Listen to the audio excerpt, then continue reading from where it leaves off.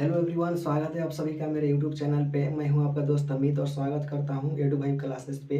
तो आज की इस वीडियो में हम देखने वाले हैं क्लास 9th के मैथ का पहला चैप्टर और उसके सभी क्वेश्चन को हम लोग हल करने वाले हैं। इसके पहले वाले वीडियो में मैंने इसके सभी इंट्रोडक्शन के बारे में बता दिया है कि परिमेय संख्या, अपरिमेय संख्या, प्राकृत संख्या, सभी संख्याओं के बारे में मैंने बता दिया है। तो इस वीडियो को देखने से पहले उस वीडियो को देख सकते हैं आप, ठीक है। और उसके बाद से इस वीडियो को आप देख सकते हैं। चलिए आइए शुरू करते हैं और पहला क्वेश्चन देखते हैं हम लोग यहाँ पे पहला क्वेश्चन है कि क्या शून्य एक परिमेय संख्या है? क्या इसे आप p बाई क्यू के रूप में लिख सकते हैं, जहाँ p और q पूर्णांक है और q does not equal to 0 है।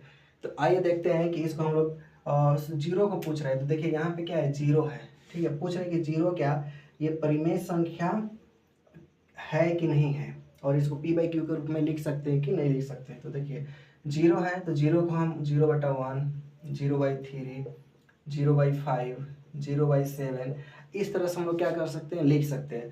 और चूंकि हम लोग क्या जानते हैं कि परिमेय संख्या किसे कहते हैं, वही संख्या जो p बाई क्यू के रूप में लिख सकते हैं। और p और q क्या होती है, पूर्णांक होती है। और q does not equal to 0, यानी कि q क्या होना चाहिए, 0 नहीं होना चाहिए। तो यहाँ पे देखिए ये p/q हो गया, ठीक है। यानी कि p के मतलब क्या है, यहाँ पे 0 है और q के जगह पे यहाँ पे क्या है, 7 है। देखिए q के जगह पे क्या होना चाहिए, 0 नहीं होना चाहिए। यानी कि जो बट्टा है यानी कि भिन्न है, नीचे हर में क्या होना चाहिए, कभी भी 0 नहीं होनी चाहिए। लेकिन यहाँ पे क्या है, 7 है और ऊपर में क्या है, 0 है। तो ऊपर से मतलब नहीं है, कोई भी संख्या हो, बस हर से मतलब है, नीचे वाली संख्या से, ठीक है। तो नीचे में क्या है, यहाँ पे 7 है, 5 है, 3 है, 1 है, इस तरह से हम लोग लिख सकते हैं। यानी कि 0 को हम लोग क्या लिख सकते हैं, 0/1, 0/3। तो इसका मतलब हम क्या कर सकते हैं कि यहाँ पे लिख सकते हैं, हाँ शून्य क्या है, एक शून्य एक परिमेय संख्या है। शून्य क्या है, शून्य एक परिमेय संख्या है, ठीक है। क्योंकि हम लोग इसको इस फॉर्म में इसको लिख सकते हैं, ठीक ना। आगे है यहाँ पे कि 3 और 4 के बीच में 6 परिमेय संख्या ज्ञात करना है। तो देखिए परिमेय संख्या ज्ञात करना दो संख्याओं के बीच में, इसमें अलग अलग मेथड भी होता है। तो हम लोग एक बहुत ही इजी और आसान सा मेथड सीखेंगे यहाँ पे। देखिए 3 और 4 के बीच में पूछा है 6 परिमेय संख्या ज्ञात करना है।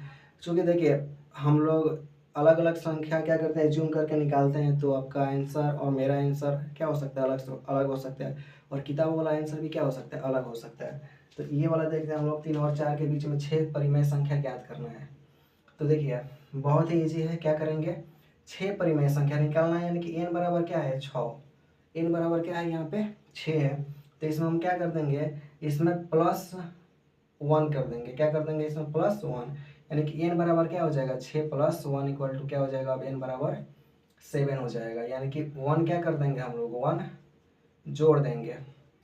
देखिए मैक्सिमम 6 संख्या निकालना है, 6 संख्या निकालना है, इसलिए हम इसमें क्या करेंगे, इसमें एक बढ़ाकर जोड़ देंगे। यानी कि एक बढ़ा देंगे तो कितना हो जाएगा, अब 7 हो जाएगा। अब देखिए क्या करेंगे, यहाँ पे 3 है और यहाँ पे क्या है, 4 है। तो यहाँ पे 3 में हम लोग किससे गुणा कर देंगे, 7 से, और 4 में किससे गुणा कर देंगे, 7 से। तो ये कितना होगा, 21, और ये कितना हो जाएगा, 28। ठीक है, 21 और 28 हो गया। तो 21 और 28 के बीच में 6 परिमेय संख्या कौन कौन सी हो जाएगी हमारे पास, देखिए 22, 23, 24, 25, 26, 27। ये 3 और 3 क्या है, परिमेय संख्या है। और इसके नीचे यहाँ पे कुछ नहीं है, तो हम लोग क्या मान लेंगे, 1 है इसके नीचे। p/q के फॉर्मेट में लाना है इसको, तो यहाँ पे क्या हो जाएगा, 1 हो जाएगा।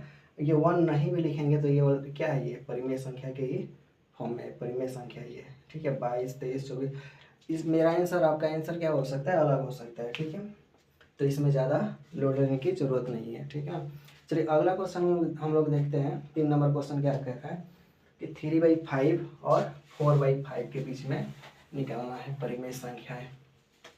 3/5 और 4/5 के बीच में परिमेय संख्या ज्ञात करना है। कितना परिमेय संख्या, 3/5 और 4/5 के बीच में मान लीजिए 5 परिमेय संख्याएं ज्ञात करना है। कितनी, 5। 3/5 और 4/5 के बीच में 5 परिमेय संख्या ज्ञात करना है। 5 परिमेय संख्या ज्ञात करना है। तो देखिए इसको कैसे बनाएंगे, इसको भी इसी तरह बनाएंगे हम लोग। तो सिंपल सा इसका तरीका क्या होता है कि 3/5 है, तो देखिए n बराबर कितना है 5, तो इसमें +1 कर देंगे, कितना हो जाएगा 6 हो जाएगा। और देखिए 3/5 है यहाँ पे और यहाँ पे 4/5 है, तो ऊपर भी 6 से मल्टीप्लाई और नीचे भी 6 से मल्टीप्लाई, इसमें ऊपर 6 से मल्टीप्लाई और नीचे भी 6 से मल्टीप्लाई, ये कितना होगा 18/30, और ये कितना होगा 24/30। तो देखिए यहाँ पे 18/30 है, यहाँ पे 24/30 है, तो 18 और 24 के बीच में कौन सी संख्या हो जाएगी 19/30, 20/30, 21/30, 22/30, 23/30। ठीक है, तो इस तरह से ये परिमेय संख्या 5 परिमेय संख्या हम लोग क्या करिए लिख दिए।